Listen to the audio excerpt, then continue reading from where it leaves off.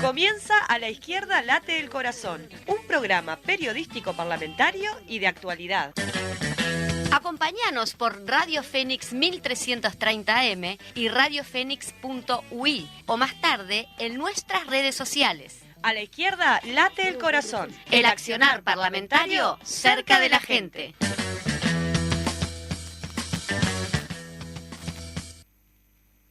Un, dos, vale, cuatro. Ay, qué dura está la calle. Vamos a meterla en la sopa para ver si la ablandamos. Ay, qué dura, puro hueso. Vamos a hacer con ella un caldo bien espeso. Ay, qué dura está la calle. Vamos a meterla en la sopa para ver si la ablandamos. Ay, qué dura, puro hueso. Vamos a hacer con ella un caldo bien espeso.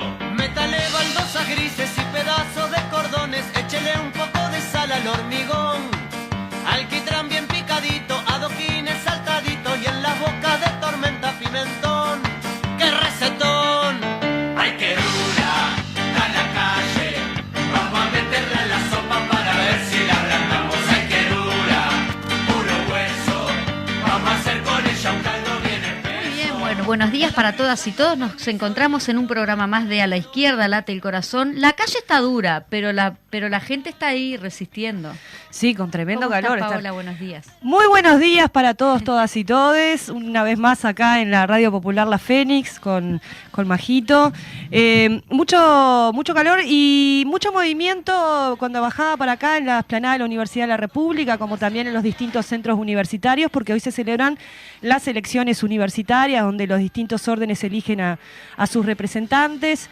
Invitamos a que participen de las elecciones, que voten las listas de la FEU.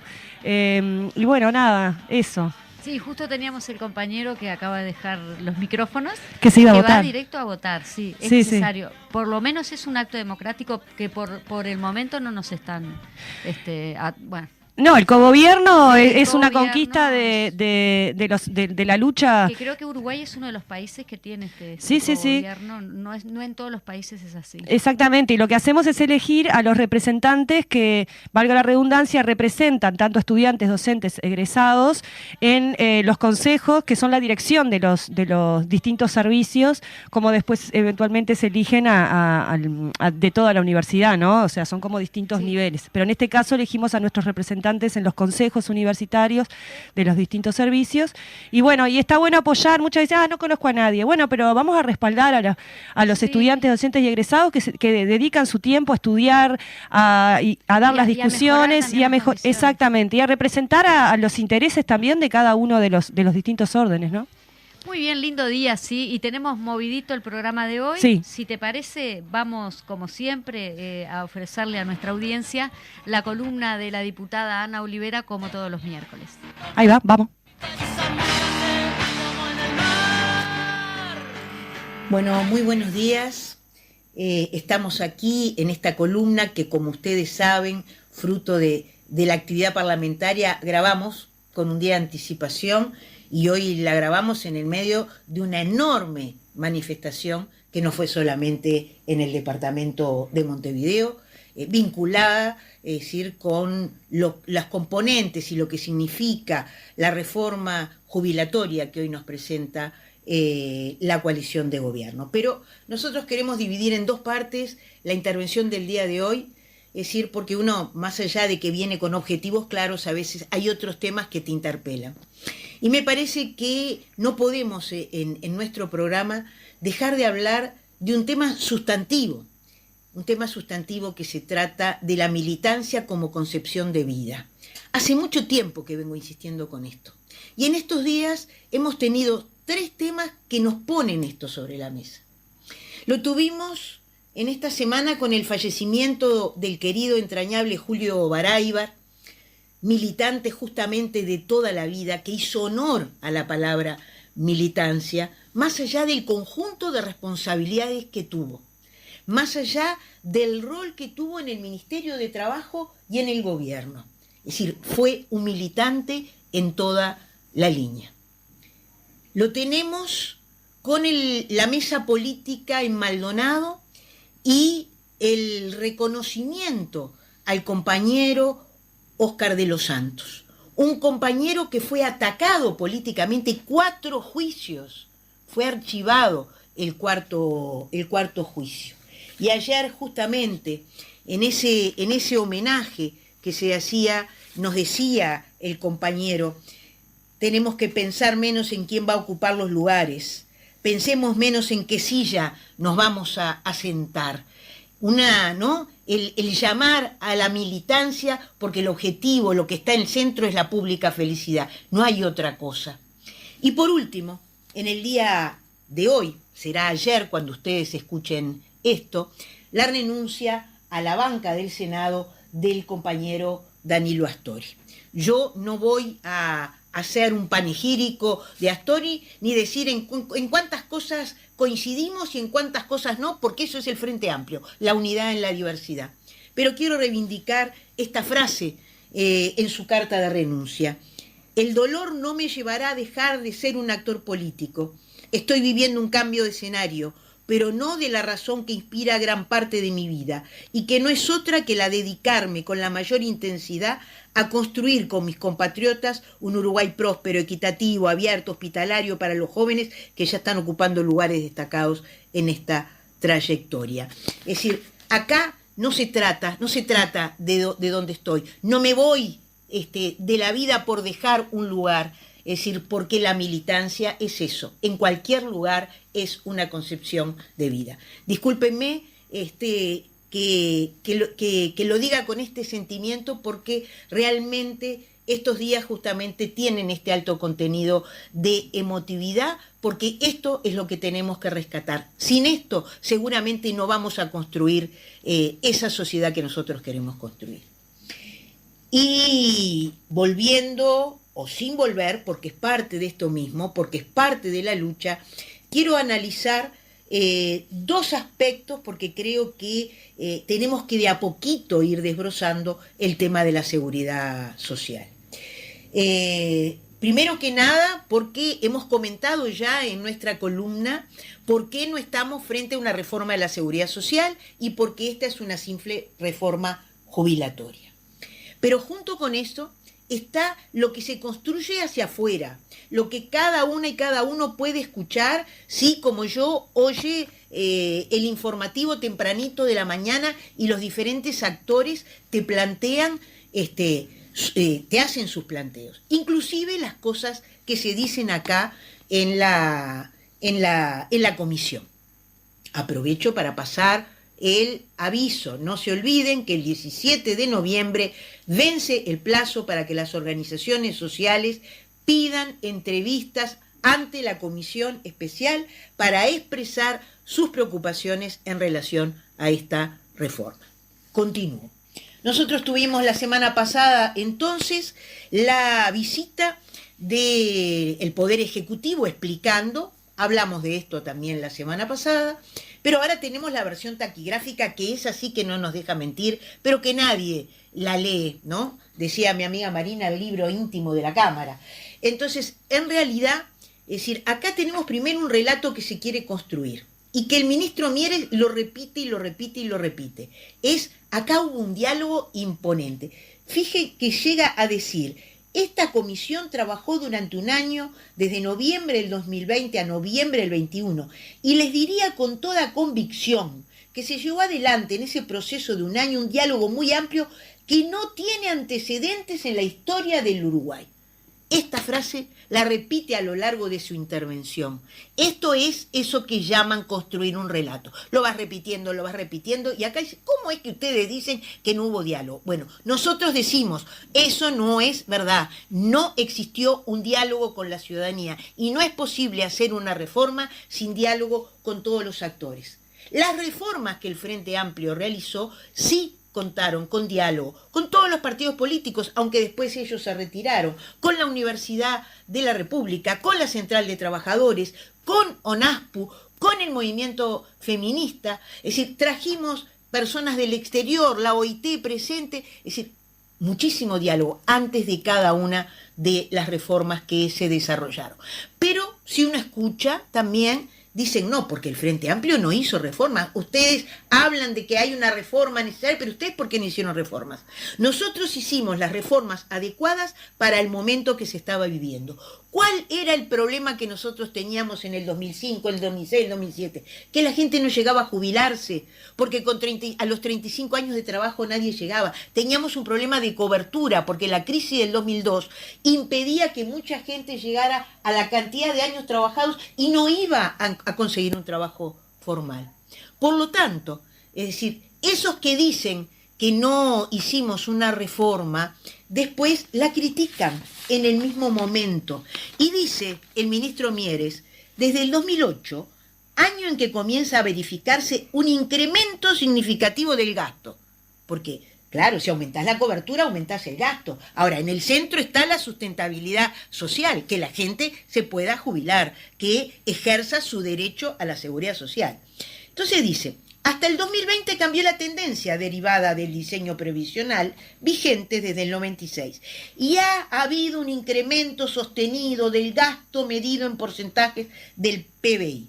Existen graves problemas de sostenibilidad financiera. O sea que el problema de la sostenibilidad financiera es que hay mucha gente jubilada. Sí, es cierto, tenemos una cobertura del 98%, cosa que Saldain reafirma. Dice, vamos a empezar, dice Saldain, haciendo referencia a temas de cobertura. En esto Uruguay tiene una gran fortaleza, porque cuenta con la cobertura más alta a nivel regional, comparable con la que tienen muchos países de mayor desarrollo relativo. Pero acá no dicen, esto lo hizo el Frente Amplio.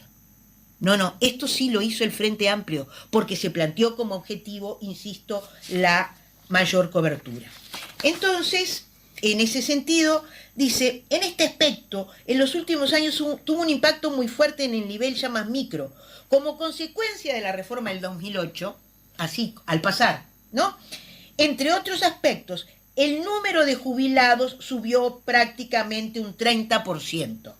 Esa suba del número de jubilados desde la vigencia de la llamada ley de flexibilización hasta el presente tiene naturalmente un impacto muy fuerte. Entonces, aquí estamos hablando de cuáles son los motivos que llevan a esta reforma jubilatoria en uno de sus aspectos sustantivos, porque justamente, y después en el próximo programa analizaremos esto, aquí nosotros decimos que esta ley, entre otras cosas, no solamente hace que la gente tenga que trabajar más años, no solamente hace que una gran mayoría vaya a disminuir fruto de que disminuye el porcentaje del salario que tenías de lo que vas a tener como jubilación, sino que va a haber mucha gente que no va a poder jubilarse. Es decir, va a haber, desde nuestro punto de vista, también una disminución de la cobertura. Conclusión, ¿qué queríamos dejar como mensaje? Primero, efectivamente acá lo que está en el centro es la sustentabilidad financiera. De la sustentabilidad social nadie habla, de que la gente tiene que tener derecho a jubilarse y que además, es decir, no solamente tiene que tener derecho a jubilarse, sino que además buscas calidad de vida con el ejercicio de ese derecho, ese no es el tema que está en el centro de esta reforma. Y la gran crítica sistemática es que acá se jubiló mucha gente y por eso se desfinanció. No, es decir, acá el problema es cómo tú financiás, es al revés el planteo, cómo tú financiás para que la gente pueda jubilarse. Y en relación a esto, muy poco se dice del financiamiento que va a tener esta reforma que se tratará de implementar. Seguiremos conversando de estos temas, pero queríamos arrancar con esto, porque es el paraguas en el que ellos se basan para las propuestas que se están haciendo. Muchas gracias y seguimos el miércoles que viene.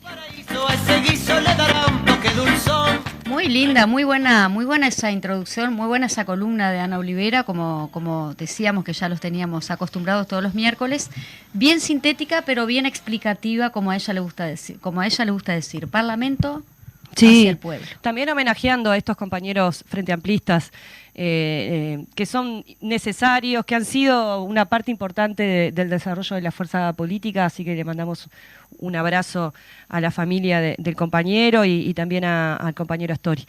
Bueno, seguimos bajito con las noticias. Vamos a la plaza, ¿te parece? Vamos a la plaza. Vamos a la plaza, Fede. La lucha al movimiento. Vamos a la plaza. Minutos después teníamos la columna justamente de la diputada Ana Olivera, finalizando justo el paro general que se realizó en el día de ayer, martes 15 de noviembre, que se realizó el paro general del PIT-CNT contra el modelo de la desigualdad y las reformas jubilatorias y pensiones que el gobierno intenta llevar adelante. Al respecto, compartimos con ustedes algunos de los elementos centrales de la oratoria en esta oportunidad, el presidente del PIT-CNT, Marcelo Abdala. Te ofrezco trabajar más para ganar menos. A ver quién está de acuerdo con esa perspectiva. De manera sistemática, la primacía del capital financiero viene haciendo retroceder los derechos concretos de la población trabajadora en algo tan importante como la seguridad social. En primer lugar, es absolutamente claro y hay que decirlo, rechazamos de manera contundente el proyecto de reforma jubilatoria, porque no se trata esto de una reforma de la seguridad social, de la coalición de gobierno, por lo que tiene incluido y por lo que no tiene. En primer lugar, porque con independencia de que la fundamentación de la necesidad de una reforma de este tipo nace de presuntas dificultades financieras en el Banco de Previsión Social, a las cuales se podría acotar que la vida de nuestra gente, que las asignaciones familiares, que el tiempo en que estamos en seguro de paro, que el sistema de cuidado, que la atención a la discapacidad, esto es las formas de protección social de la vida humana en un régimen que no tiene como centro la vida humana, nunca son un costo, sino que son vida, a pesar de que el fundamento de esta reforma parte de la base de considerar determinado déficit en el Banco de Previsión Social, no cambia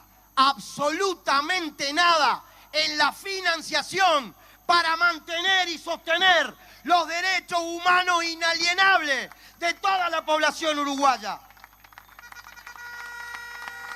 Porque habría que cuestionarse, ¿por qué razón, queridas compañeras y compañeros, si la Organización Internacional del Trabajo dice que el capital debería aportar más que el trabajo, o a lo sumo el aporte debería ser igual, ¿por qué razón en este país la población trabajadora pone un 15% y la patronal o el sector empleador la mitad, un 7,5%, cuando no está exonerado de la manera que muchos capitales están exonerados? Pero habría que preguntarse si no es necesaria una reforma tributaria de segunda generación para que los únicos que se benefician en las actuales condiciones, los llamados Maya Oro, aquellos sectores vinculados a los agronegocios que han logrado depositar en el sistema financiero la friolera de 40.000 millones de dólares, no debieran aportar más para financiar de esa forma la buena vida de vastísimos sectores de nuestro pueblo. En segundo lugar, rechazamos esta reforma porque afecta a derechos básicos. Rechazamos esta reforma jubilatoria porque no tiene nada que ver con la necesidad de fortalecer la atención a la discapacidad, de generar la condición de un sistema de cuidados que permita fortalecer la participación de la mujer trabajadora en el mercado de trabajo, porque reduce conquistas básicas de la mujer, porque no mejora partidas como el seguro de paro, porque no tiene que ver, en definitiva, con los derechos para los cuales debe estar concebida la seguridad social. En tercer lugar, de una manera absolutamente clara, como parten de la base de un presunto déficit en la seguridad social, pero al mismo tiempo no tocan la financiación, no están dispuestos a lo que hay que hacer, que es gravar directamente a la gran riqueza de este país, al gran capital, a través de las herramientas existentes, impuesto al patrimonio, IRAE, etcétera, o creando nuevas herramientas. Como no están dispuestos a tocar esos privilegios porque gobiernan para esa clase social, para ese sector, es absolutamente claro que este proyecto de reforma jubilatoria vulnera de manera radical derechos conquistados por la población trabajadora. Ay, qué dura está la olla, vamos a meterla en la sopa para ver si la ablandamos. Muy bien, por allí teníamos entonces cortito, pero bueno, para no dejar pasar la intervención en el día de ayer del paro general del PIT-CNT. Bueno, en otro tema, en el día de ayer el presidente Luis Lacalle Pou anunció la concreción del proyecto Arasatí, mejor conocido como Neptuno, informó La Diaria. Lacalle Pou presentó el proyecto como lo que no es, porque dice que no es una privatización, pero sí lo es en los hechos. Se va a firmar un contrato con una empresa que va a hacer el proyecto en sí, el estudio ambiental, la obra, después va a mantener la infraestructura y le va a abrir la puerta a la OCE para que la opere. No deja de ser un contrato con privados, sostuvo Kramerman, presidente de la Federación de Funcionarios de OCE, FOSE, en el medio de prensa. Sí, exactamente, Paola, con respecto a eso se va a realizar una conferencia de prensa del Frente Amplio para informar sobre el proyecto de planta de Arasatí. Eso será el día miércoles 16, hoy, a las 15:30 horas. Vamos a pasar, ahí va el Facebook. Sí, es en La Huella, ahí va, en La Huella de Sereñi, y se puede ver, se va a transmitir en vivo a través de las redes del Frente Amplio, así que invitamos allí a todos los medios de prensa y a los compañeros y compañeras y quienes estén interesados en este tema que sigan la transmisión. Exactamente, por su parte, el director de OCE por el Frente Amplio, Edgardo Ortuño, criticó el proyecto Neptuno aprobado este martes por el directorio de la estatal y manifestó en sus redes sociales que se aprobó con falta de transparencia. Muy bien, en otras noticias, la Asociación de Funcionarios Electorales del Uruguay, AFEU, resolvió hacer un paro durante toda la jornada del 17 de noviembre en respuesta a la resolución de la Corte Electoral del 9 de noviembre que desconoce lo acordado en negociación colectiva y que violenta normas mínimas de seguridad laboral, atentando contra el debido descanso entre jornada y jornada. Sí, la medida responde a que la Corte Electoral no respetó el acuerdo en el marco de la negociación colectiva que al día siguiente de las elecciones universitarias los funcionarios y funcionarias que terminaron su labor luego de las 0 horas tuvieron un día de asueto, convocándolo a retomar el trabajo a las 12 del mediodía. Por otro lado, ya anunciaron que el día 23 de este mes realizarán una asamblea con movilización en la puerta del organismo. También el sindicato aseguró, recuerden que hoy les comentábamos que son las elecciones universitarias que iban a cubrir con guardia gremial estas elecciones. Exactamente. Y en otro orden, cada vez más hambre en el marco del paro parcial que llevó a cabo el PIT-CNT. Este martes, AFUTU expresó a través de un comunicado su preocupación por la inseguridad alimentaria que observa en alumnos de las escuelas técnicas, agraria y otros centros educativos dependientes de la Dirección General de Educación Técnico Profesional, informó Caras y Caretas. El dirigente de AFUTU, San José, Diego Bentancur, dijo al medio local San José Ahora que en el departamento el gremio está entregando actualmente unas 85 canastas a familias en situación de extrema vulnerabilidad. Bentancur dijo además que se trata de una cantidad que está en crecimiento. Quiero hacer una acotación en esto, porque a medida en el mismo tiempo que pasa esto, tenemos al ministro Lema, que a mí me genera como una alergia, porque parece que son todos cortados con la misma tijera, ¿no? Lema, la subsecretaria, hablan todos así, que se nota que nunca en su vida tuvieron una necesidad, dándole palo a la gente de las ollas populares, inventando situaciones, queriendo mandar a la justicia. La verdad que es lamentable. Ahí se ve como clarito la cuestión de clase, ¿no? Porque Sí. es como que es evidente. Claro, el tema es que no soportan que están haciendo justamente el trabajo que no están haciendo ellos, que correspondería que lo hicieran ellos, y no las organizaciones sociales, que está bien que respondan ante esta injusticia, porque el pueblo siempre está atento a esas cosas. No soportan que se vea el hambre.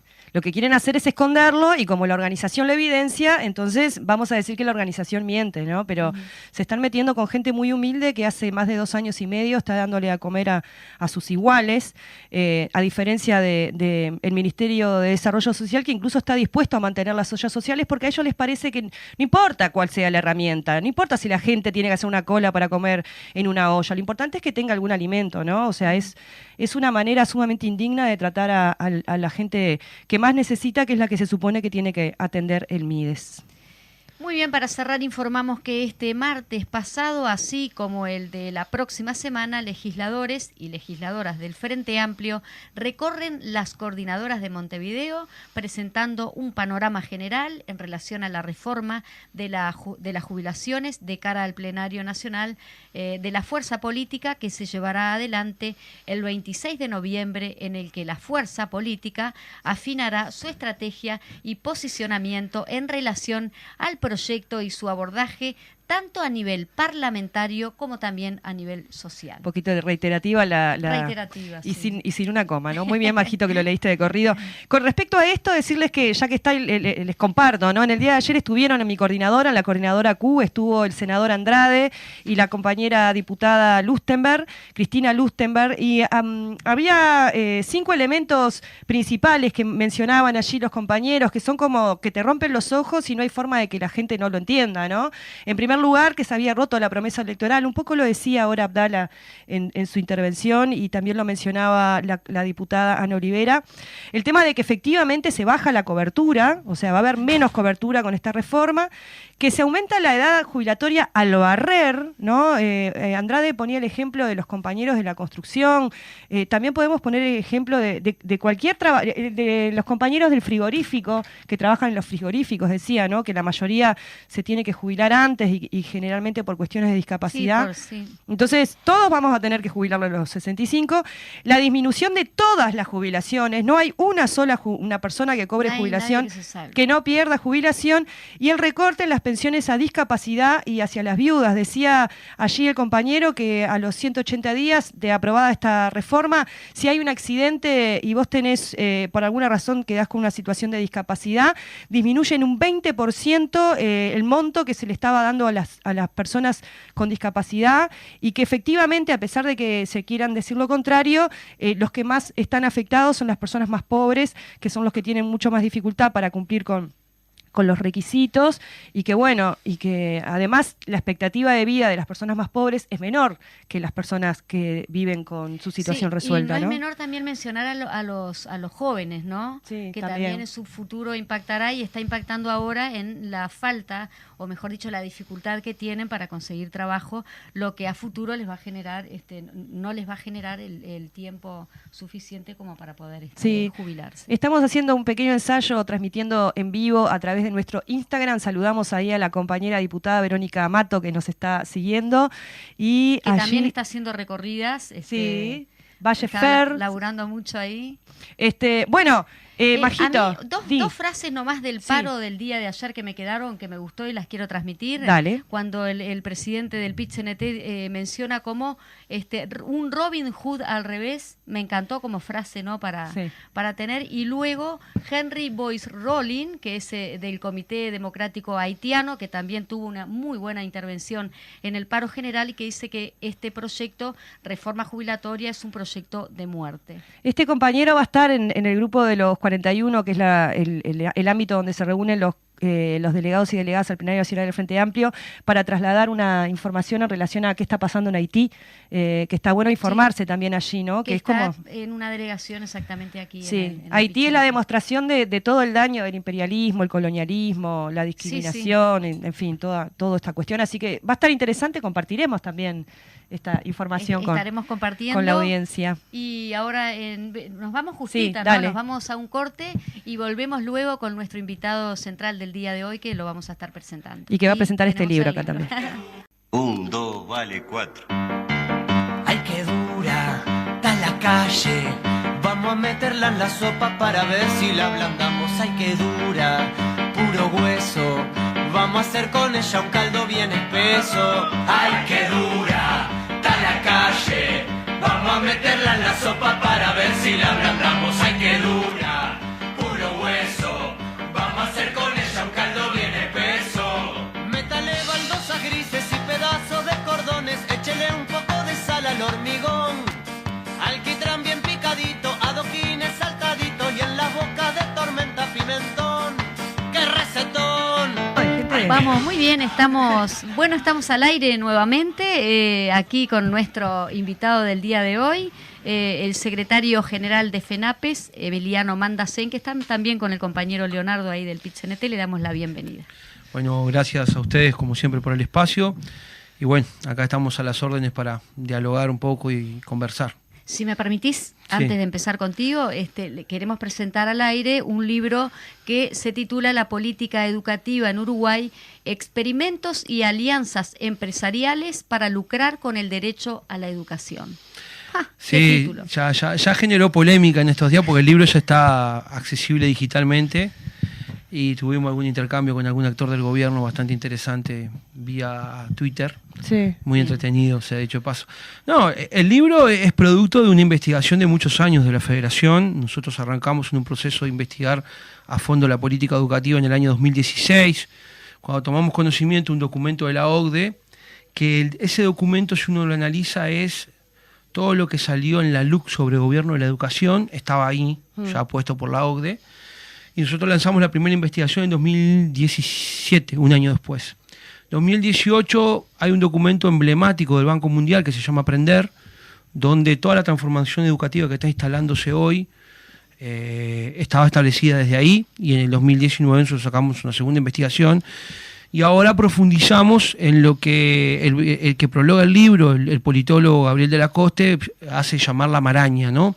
O sea, lo que hay es una maraña de paquetes de negocios que lo que hacen es tratar de que los sectores privados se apropien del presupuesto público. Y ahí hay un aspecto sumamente polémico que hay que desenredar un poco. Nosotros vamos hacia el plan Ceibal, pero ojo con esto, no atacar la idea del plan Ceibal como el acceso democrático a la tecnología y al conocimiento en el sentido de una computadora para cada estudiante, sino el plan de negocios que se arma atrás después con la fundación. Eso es lo preocupante, digo, porque hay actores a mí me daba mucha gracia ayer los actores del gobierno actual salir a defender el plan Ceibal y embanderarse con él, y la polémica radica en que lógicamente hay un paquete de negocios atrás. Y le cambiaron el logo.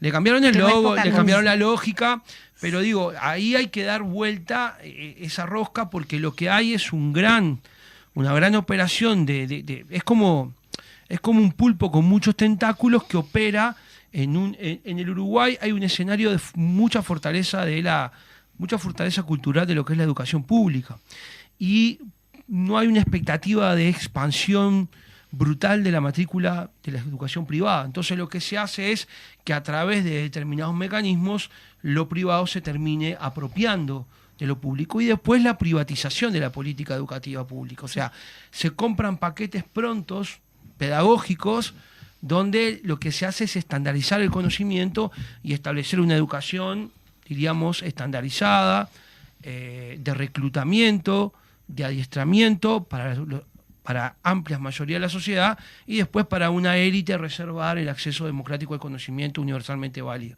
En definitiva, la problemática que estamos enfrentando es esa. Este libro lo que hace es denunciar, no personaliza, porque ayer decían, se está atacando al expresidente Vázquez, y ese tipo de cosas que son de un infantilismo brutal.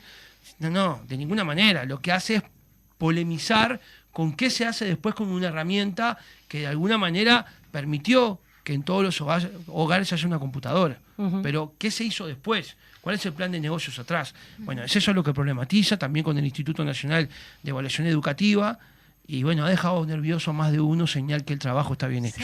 Una de las cuestiones también que ocurrieron en relación a FENAPES tiene que ver con el congreso que tuvieron hace poquito, ¿no? Sí. Y en relación a esto que estabas mencionando, en el comunicado, en la resolución final que ustedes compartieron, hacía justamente referencia a esto de eventualmente impulsar en una posible reforma constitucional el hecho de que quedara ahí escrito que justamente ningún organismo internacional, o sea, que la educación, el desarrollo de la educación en el Uruguay no estuviese atada a ningún organismo internacional. Y esto que mencionás de la OCDE, por ejemplo, también esta cuestión de cambio de la lógica hacia la formación en competencias es una línea que viene justamente de afuera, ¿no? Correcto, sí. No estamos descubriendo la pólvora, No, ¿no? claro, Miguel pero... Soler Roca ya lo decía cuando hacía ese emblemático libro El Banco Mundial Metido Educador, que es una obra emblemática de la pedagogía uruguaya, y de Miguel Soler Roca, que es un referente, fue un referente.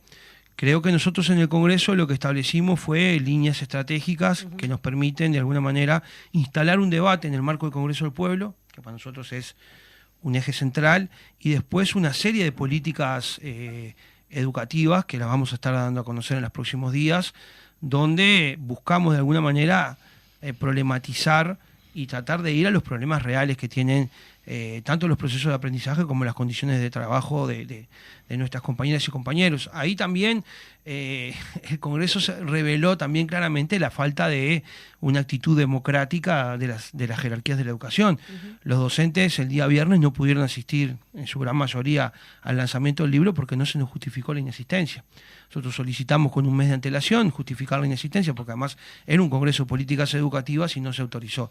Pero bueno, el Congreso se desarrolló igual, creemos que con un trabajo muy importante de las compañeras y los compañeros de todo el país, donde las comisiones funcionaron muy bien, hubo aportes, hubo una gran síntesis y hubo una declaración final que plantea un concepto clave, antagonismo sin consenso. Eso me pareció interesante. Nosotros creemos que estamos en una realidad en la cual, a no ser que haya un viraje muy importante en la política del gobierno, lo que estamos asistiendo es un antagonismo sin consenso y vamos a tener que construir correlaciones de fuerza para, de alguna manera, instalar y barrer con el modelo de la desigualdad. O sea, lo que se está instalando es un modelo de desigualdad. Creo que es una consigna que el PIT-CNT ha instalado en la sociedad de forma muy potente, y esto involucra todo: la educación, la reforma jubilatoria, los consejos de salario venideros el próximo año, la última rendición de cuentas, la inversión pública. Ahí se juega una gran parada para miles de trabajadores también, porque ya los compañeros y las compañeras del Zunca lo han dicho, ¿no? El término de UPM de algunos aspectos centrales de la obra implicaría de alguna manera miles de puestos de trabajo menos. Entonces, creo que el tema educativo no puede terminar aislado del resto de los problemas del movimiento sindical y del campo popular y viceversa. Ahora tenemos que ver cómo aglutinamos todo, y bueno, nosotros creemos que el Congreso del Pueblo es una herramienta fundamental para hacer eso. Yo como que pienso, ¿no?, yéndonos para atrás, la crisis del 2002, etcétera, cuando realmente la opción era, como no tenía la educación pública, no estaba fortalecida en cuanto a los docentes y todo eso, los padres optaban como para mandar a los chiquilines a la privada, ¿no? Inclusive sacando plata de donde no tenían, porque la idea de este gobierno, podríamos estar pensando como en una necesidad de este gobierno de privatizar, como lo estábamos... Lo que pasa es que, el proceso de privatización y mercantilización de la educación no es ajeno a un proceso del capital a nivel global. La educación es muy rentable. El Uruguay tiene un presupuesto bastante suculento, producto de la era progresista, eso no se puede negar. El aumento presupuestal es brutal, se pasa de $500 millones anuales a prácticamente 2.000. O sea, hay una expansión del presupuesto bastante importante que ahora se está achicando, ¿no? Sí. Con relación al PBI.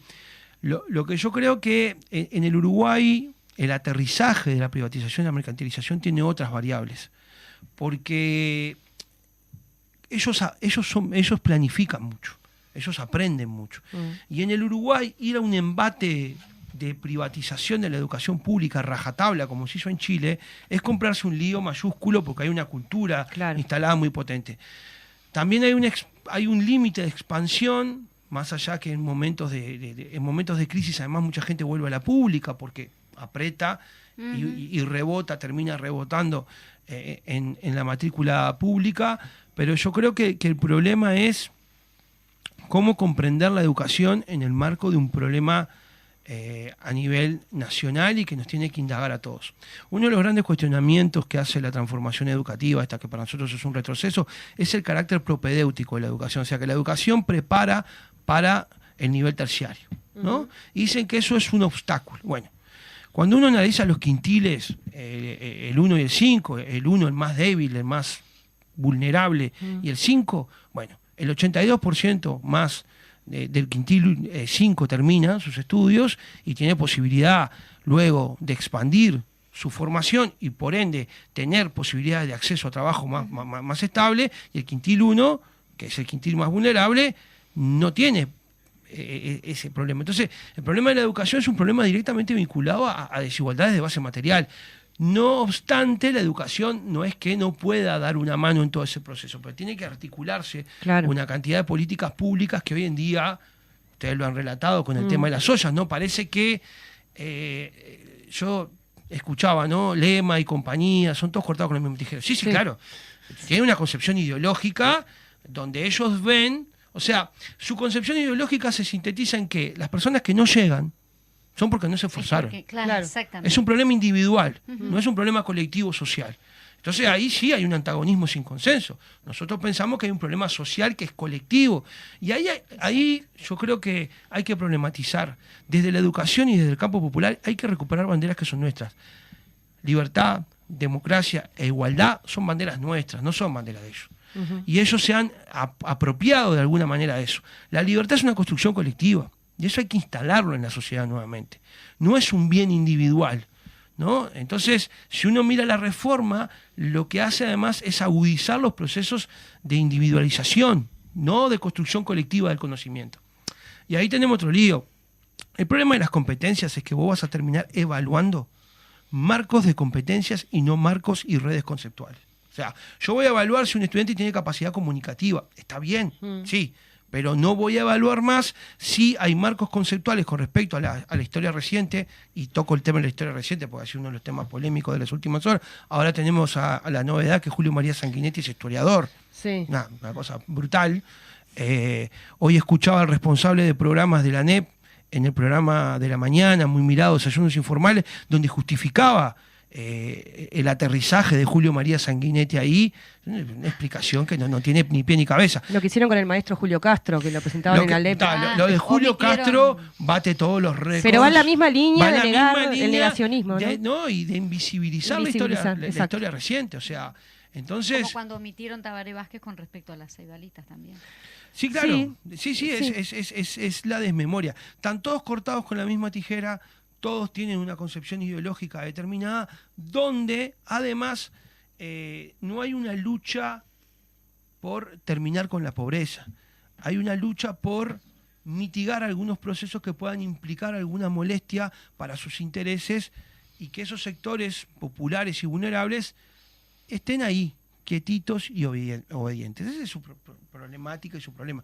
¿Por qué el ataque a las ollas populares? Porque las ollas populares son emblemáticamente un modelo de organización que contesta ese retiro del Estado. La omisión. Porque si vos me vas a decir que el problema del Estado es si son 2 papas más, 2 papas menos, claro, es brutal. Entonces, ahora el presidente dijo que vale hasta el hueso. Sí, tendría que ir al hueso en otras cosas, ¿no? Mucho más importantes. Pero bueno, estamos en ese modelo y la educación no está libre de eso y nos jugamos una gran parada. Porque lo que nos estamos jugando, y ahí yo quiero ser muy, muy contundente, el centro del proceso educativo no es el estudiante individualmente.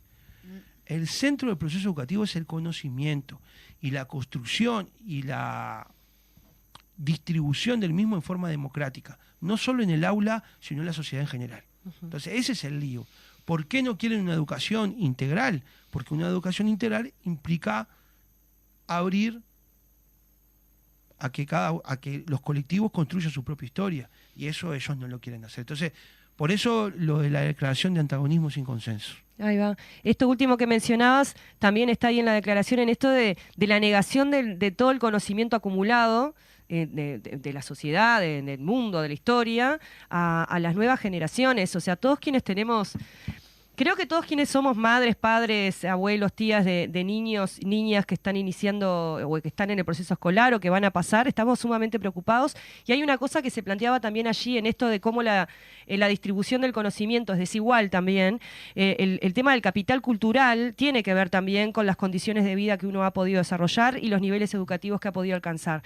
Entonces, aquellos niños y niñas o adolescentes que vivan en hogares que tienen un capital cultural y social que pueden trasladar a los hijos, a su vez van a estar en mejores condiciones que los niños y niñas que generalmente son los más vulnerables, que en su casa no tienen ese capital cultural y social, ¿no? Lo cual profundiza aún más la cuestión de la desigualdad y lo hace desde todo punto de vista, porque lo hace con la reforma jubilatoria, lo hizo con la LUC, ahora lo hace con la educación, o sea, es un modelo que bien lo ha sintetizado la central sindical, que de verdad profundiza la desigualdad y la preocupación también está en cómo hacer esto visible, porque nosotros lo podemos tener claro, que estamos más como en el chucumojo, como se dice, pero cómo hacer masivo esto y comprensible a toda la sociedad, ¿no? Y yo creo que hay que comunicar en forma muy potente, hay que salir con propuestas concretas, y lo que hay que salir a plantear es que el modelo de desigualdad implica de alguna manera el privar a amplios sectores de la sociedad del acceso a la cultura. O sea, creo que ahí hay un gran partido a llevar adelante, porque creo que nosotros también en algunos aspectos perdimos esa batalla cultural, ¿no? Yo creo que nosotros tenemos que manejar muy bien, habría que hacer un análisis muy profundo de cómo se aceleraron las pautas de consumo durante los 15 años del gobierno del FA. Yo creo que es una cosa que hay que analizarla científicamente y que está bien el acceso a bienes materiales que permitan el confort, el ocio, pero si eso estuvo acompañado de una política, de alguna manera, de hegemonía cultural, de tratar de plantearse otro tipo de sociedad. O sea, porque si vos acelerás las pautas de consumo y eso no está acompañado de otra política, lo que estás exacerbando es el individualismo. Claro. Entonces, ahí yo creo que tenemos un gran lío que resolver. Por eso, creo que la instancia Congreso del Pueblo, de recorrer barrio por barrio, casa por casa, organizaciones sociales, barriales, lo que venga, y hablar con la gente y escucharla, me parece que es el mejor mecanismo para empezar a, de alguna manera, derramar todo eso. Yo ahí tengo algunos matices con respecto a lo que... Yo creo que la gente... A veces uno se agarra mucho las encuestas y estar en el territorio te da el patamar claro de que no es tan así. Las encuestas hay que escucharlas. Ahora, la gente escucha y tiene claras muchas cosas. Yo creo que cuando sus hijos van al liceo y en vez de tener 20, 25 estudiantes por grupo hay 35, 40, sí, se cae de maduro. Claro. Cuando no hay una política de becas potente y cuando te dicen, bueno, el régimen de pasaje de grado se flexibiliza, pasás o pasás. Eso es tremendo. Pero te saco la asignación familiar si no pudiste ir porque tu hijo tuvo que cuidar a sus hermanos. Entonces, ahí está todo conectado, como ustedes decían. Porque, por ejemplo, no hay una discusión sobre la seguridad social. Porque la seguridad social debería discutir un potente sistema de cuidado. Es más bien administrativo. No, y además es una reforma jubilatoria para hacer que las grandes... O sea, el paquete de negocio que hay acá para la educación también... La jubilación es un paquete de negocio para la SAFAP. Sí. Ayer lo decía Marcelo, facturan $3 millones por día. Oh, impresionante. O sea, entonces es un paquete de negocios para ellos. Para ellos la desigualdad es el negocio, porque además la desigualdad es inherente al capitalismo, es parte de su funcionamiento. Claro. Entonces, me parece que el debate tiene que ir a que nosotros, por ejemplo, en educación tenemos que trazar 4 o 5 líneas que la gente pueda rápidamente comprender. Hay un recorte presupuestal que impacta directamente en la educación de sus hijos, hay un recorte de derechos, porque, por ejemplo, el tema de Sanguinetti es muy emblemático. El tema de Sanguinetti vulnera la laicidad. O sea, el problema es ese. Yo pongo un protagonista que inclusive instala en su libro, que hay que leerlo, porque... al que está enfrente hay que leerlo. A veces caemos y yo no lo voy a leer, no, hay que leerlo. Instala la teoría de los 2 demonios, pero además es más grave, junto en el programa, con la ubicación del libro de Sanguinetti, se instala el concepto de guerra civil. Claro. No es accidental, el que armó eso dijo, bueno, Acá hay que instalar la teoría de los dos demonios, hay que instalar el concepto de guerra civil. No existe más el concepto de imperialismo en todo el programa. Imperialismo no existe más. Se vuelan historiadores marxistas reconocidos a nivel mundial. O sea, se vuelan historiadores uruguayos y se coloca Sanguinetti. Hoy el responsable del programa decía, no, pero es un libro para no sé cuánto más. Bueno, pero si es un libro de difusión hecho elaborado por protagonistas, hay muchos. Claro. Hay muchos.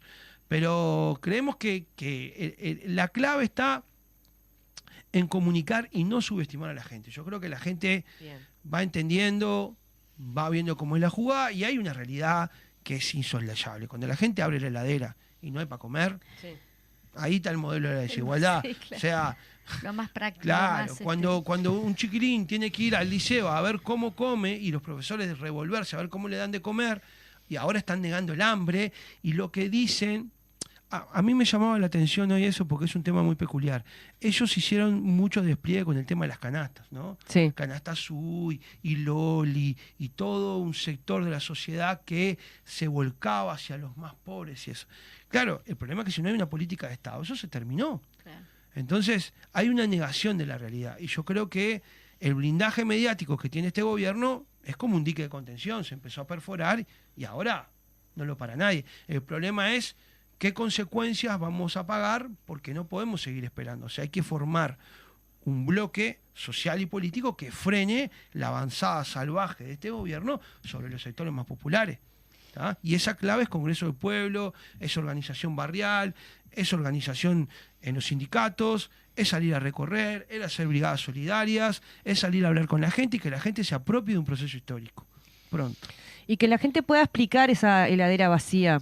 Porque si bien es cierto que la gente ve la heladera que se va vaciando, Emiliano, que comprenda que esa heladera vacía es un hecho político y que no es una responsabilidad individual. Es todo un desafío, porque tiene que ver con esto que hablábamos de la educación. Poder comprender que la heladera vacía es consecuencia de decisiones políticas y no de una responsabilidad meramente individual, tiene que ver con tener elementos como para poder entender esto, ¿no? Es un trabajo que hay que conversarlo. A mí me pasó el viernes pasado acá en la UTU de Belleza, donde tengo 30 estudiantes por ahí, y yo arranco 7:15 y termino 9:30, ¿no? A las 8 menos cuarto aparece la scripta y da a conocer el nuevo régimen de pasaje de grado. La primera reacción fue de un sector de compañeras que podían asistir regularmente a decir, bueno, estas que no vienen casi nunca van a pasar. Sí. Entonces, explicar que el problema no es que la compañera va a pasar, sino que el sistema es desigual y hay compañeras de ellas que no pueden asistir porque no tienen cómo, porque mientras algunas de ellas tenían una protección de la familia y algunos elementos materiales resueltos, otras estaban en una situación de mayor vulnerabilidad y lógicamente las que no podían asistir regularmente son las que están más vulnerables. Sí. ¿tá? Entonces, hacer comprender que todo eso era un problema colectivo y era un problema de sistema y no era un problema individual, de voluntad, no es que fulanita no tiene voluntad de salir adelante, está de viva. Claro. Entonces, eso me llevó hasta las 9:30. ¿Fue una clase perdida? No, porque al contrario, ahí vos podés instalar una cantidad de conceptos que estabas dando, pero eso hay que debatirlo con la gente. La gente se tiene que dar cuenta que el problema no es la voluntad individual, el problema es una concepción de sociedad. Y una concepción radica en construir espacios cada vez más grandes de igualdad y de democracia, y otra implica una élite gobernando para sí misma y que nosotros estemos molestando, pero poquitito, y bastante obedientes. Tú decías ahí con respecto a escuchar justamente como a la gente y eso, estuvimos hablando desde la perspectiva del estudiante.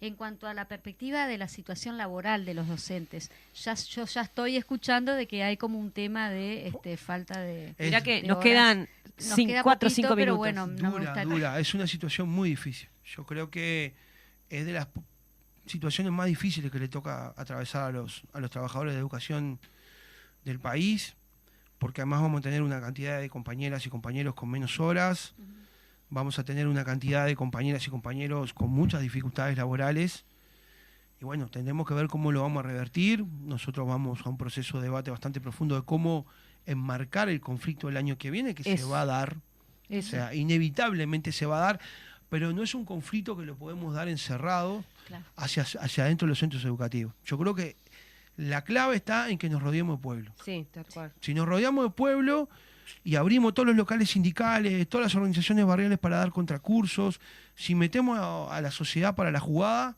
bueno, podremos generar correlaciones de fuerza no para un triunfo del sindicato y del dirigente, no, sino para frenar algo que es salvaje contra una tradición pedagógica uruguaya secular. Entonces, me parece que va un poco por ahí.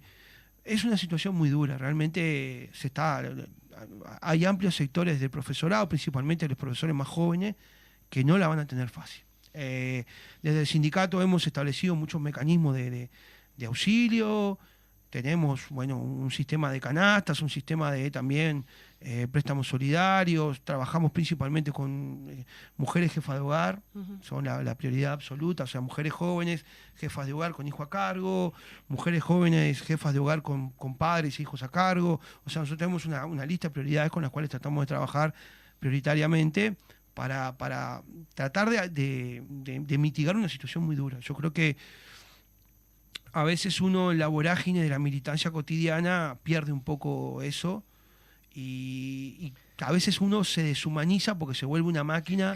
No, pero los deshumanizan también, porque en toda esta estigmatización sistemática que hay desde los medios de comunicación, ¿no? Que es todo un aparato de marketing y demás, lo que buscan justamente es, a través de la estigmatización, es deshumanizar a los compañeros y compañeras, tanto los que son la cara visible del sindicato, y a través de ello a todos los decentes, porque ahora ya no importa si sos del sindicato, si no sos del sindicato, y deshumanizan, y los profesores, los maestros, todos son personas, y cuando una persona tiene ese nivel de incertidumbre en relación a su trabajo, que es lo que hace que le puede llevar el plato de comida a sus hijos, eso todos lo entendemos, no precisa ser un docente para entender eso. Y de esto estamos hablando, ¿no? También. El documento del Banco Mundial, que yo decía, del año 2018, plantea así tajantemente que lo que hay que generar en el profesorado es incertidumbre, para que la lógica sea la disputa a la interna por las horas y se olvide cualquier proceso colectivo. O sea,